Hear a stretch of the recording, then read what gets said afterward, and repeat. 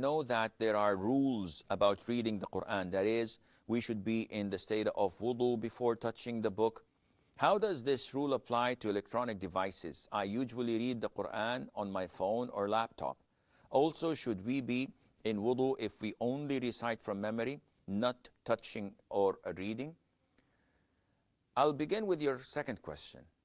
You do not need to be in the state of wudu when you read the Quran or recite it from memory. And a lot of the sisters, especially from the subcontinent, they come and say, when we recite the Quran, do we have to wear our hijab? Do we have to cover our hair? When we hear the adhan, is it must that we wear the hijab? And all of this is baseless. These are baseless things. You, in your house, are not obliged at all to cover your head when hearing the adhan or when reciting the Quran at all. So this is baseless. One would say, oh, it's best that I do it. No, it's not. Because now you're innovating. Now you're bringing something to the deen that is not part of it.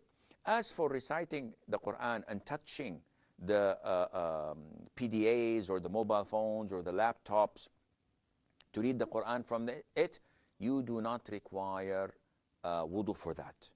Why? Because these characters, these letters, these words, they are digital. So once you turn them off, they're gone. They are not like the actual Quran, which is written on paper. And this requires wudu.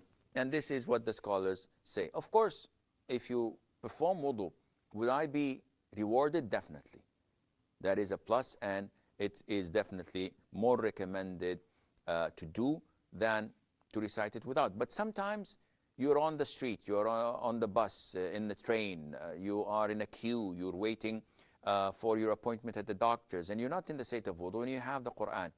So instead of reading a magazine or chit-chatting or watching the TV in the waiting room, you do something useful and you recite the Quran from your electronic device without the need of making wudu, and Allah Azza wa Jal knows best.